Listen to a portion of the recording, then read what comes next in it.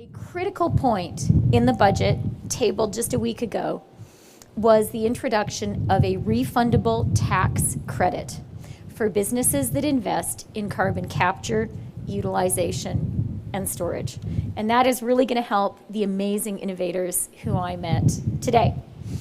The CCUS tax credit will mean 60% for investment in equipment to capture CO2 in direct air capture projects, 50% for investment in equipment to capture CO2 in all other CCUS projects, and 37.5% for investment in equipment for transportation, storage, and use.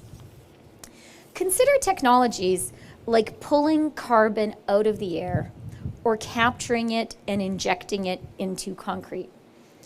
Those may sound futuristic. I think they do sound futuristic.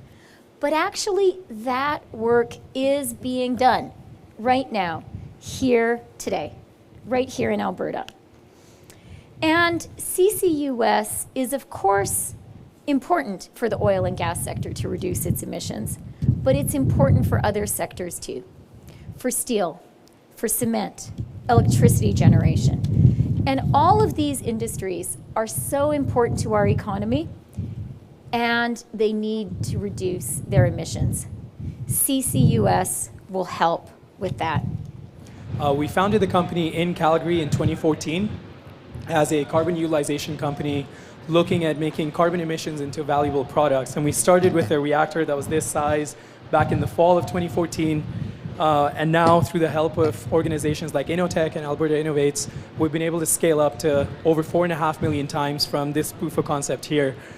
We've built a team of over 20 full-time employees and shown that carbon can actually be a part of the solution as we look at creating a circular economy, both in our energy as well as our material sectors.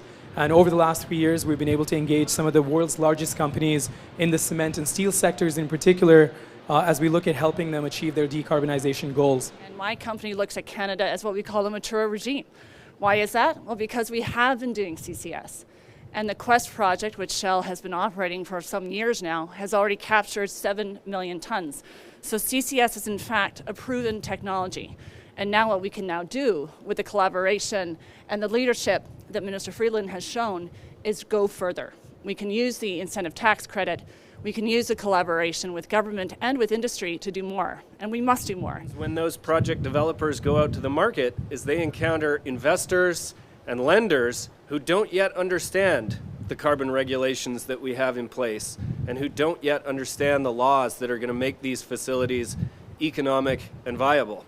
So by providing an investment tax credit and by providing the most value in this decade, in the 2020s, the Government of Canada is now sending a signal to all those investors and lenders that the time to act is now. We tend to talk about the green transition as a moral imperative, as an existential challenge that we face, something that we need to think about when we think about passing the planet on to the next generation. That's true. But the green transition is also an economic necessity. This is the direction where the global economy is going, and Canada needs to go there too.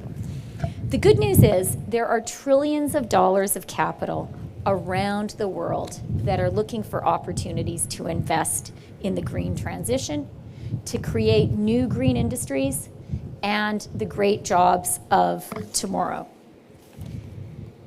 CCUS will be a really important part of that transition.